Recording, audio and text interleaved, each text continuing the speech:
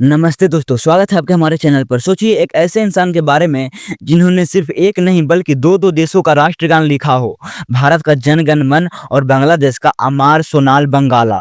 एक ऐसा शख्स जो एशिया का सबसे पहला नोबेल प्राइज विनर बना। हम बात कर रहे हैं गुरुदेव यानी रविंद्रनाथ टैगोर की। लेकिन दोस्तों, हम में से ज्यादातर लोग उन्हें सिर्फ सिर्फ उनकी सफलता के लिए जानते हैं, पर क्या आप जानते हैं कि उनकी असली कहानी उनके अवार्ड्स में नहीं बल्कि उनके दर्द में छिपी थी। एक ऐसा जीनियस जिसने अपने जीवन में अपनी पत्नी, अपने बच्चों और अपने सबसे करीबी दोस्त को अपनी आंखों के सामने दम तोड़ते हुए देखा, लेकिन फिर भी उन्होंने टूटने के बजाय दुनिया को उम्मीद दी। आज हम ठाकुर बड़ी के उस छोटे लड़के रवि से लेकर विश्व कवि बनने तक का सफर तय करेंगे। तो चलिए शुरू करते हैं रविंद्रनाथ टैगोर की अनोखी दास्ताना। कहानी शुरू होती है 7 मई 1861 को। कोलकाता में एक मशहूर जगह है जोरासांको ठाकुर बड़ी। यह एक घर नहीं बल्कि एक महल जैसा था। यहाँ रहता था ठाकुर परिवार, जो बंगाल का सबसे अमीर और पढ़ा लिखा परिवार माना जाता था। इसी घर में महर्षि देवेंद्रनाथ टैगोर और शारदा सुंदरी देवी के घर उनकी 14वीं संतान का जन्म हुआ, जिसका नाम रखा गया रविंद्रनाथ। घर में सब उन्हें प्यार से रवि बुलाते थे। अब आप सोचेंगे कि इतने अमीर घर में पैदा हुए तो बचपन तो मजे में बीता होगा, लेकिन ऐसा नहीं था। उनके पिता ज्यादातर समय या तो यात्रा पर रहते थे या हिमालय में।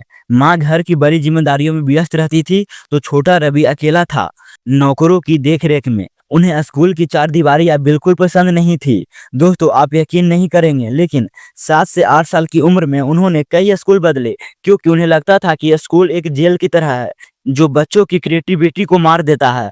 आखिर में उन्होंने स्कूल जाना छोड़ दिया। हाँ, वे घर पर ही पढ़े। संस्कृत, इतिहास, भूगोल, विज्ञान, संगीत और कुश्ती सब कुछ घर पर सीखा। लेकिन असली बदलाव तब आया जब 12 साल की उम्र में उनका उपनयन संस्कार हुआ और वे अपने पिता के साथ हिमालय गए।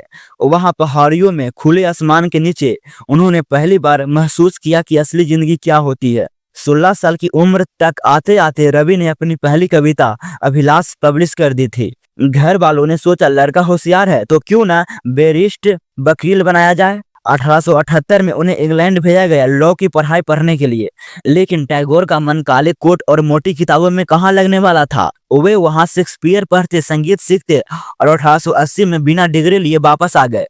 1883 में उनकी शादी हुई मृणालिनी देवी से।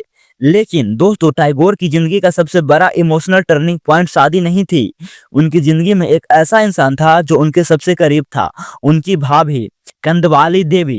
कंदवाली टैगोर से उम्र में थोड़ी ही बड़ी थी, लेकिन वे उनकी सबसे अच्छी दोस्त और आलोचक थी। टैगोर जो भी लिखते सबसे पहले उन्हें सुनते, लेकिन 1884 में एक बहुत बड़ा हादसा हुआ। टैगोर की शादी के कुछ ही महीनों बाद कंदवाली देवी ने आत्महत्या कर ली। यह टैगोर के लिए किसी पहाड़ टूटने जैसा था। वे पूरी तरह टूट गए थे। इसी दर्द, इसी अकेलेपन ने उन्हें और गहराई से लिखने पर मजबूर किया। उनका उपन्यास कंदवाली और कई कविताएं इसी दर्द की छापा है। इस सदमे से निकलने के लिए उनके पिता ने उन्हें एक नई जिम्मेदारी दी। 1890 में उन्हें ईस्ट बंगाल, आज का बांग्लादेश, भेजा गया। सिला ईदगाह में अपनी जिम्मेदारी संभालने के लिए यह वही समय था जब टैगोर शहजादे से इंसान बने। वे अक्सर अपनी नाव लेकर पद नहीं घूमते थे। उन्होंने वहां गरीब किसानों को देखा, गांव की सदगी देखी और उनकी मुसीबतें समझी। यही वे दौर था जब उन्होंने अपनी सबसे बेहतरीन कहानियां लिखी। अगर आपने कबूली वाला, पोस्ट मास्टर या गलाल पढ़ी है तो वे सब इसी दौर की देन है। उन्होंने महलों के बारे में नहीं बल्कि आम लोगों के दुख दर्द के बारे में लिखना शुरू किया। अब आते हैं साल 1901 में। टैगोर ने सोचा कि जैसी जेल वाली स्कूलिंग उन्हें मिली वैसी दूसरों बच्चों को न मिले। उन्होंने पश्चिम बंगाल के बोलपुर में एक आश्रम खोला, जिसे आज हम शांति निकेतन या विश्व भारती यूनिवर्सिटी के नाम से जानते हैं। यहाँ पढ़ाई कमरों में नहीं, पेड़ों के नीचे होती थी।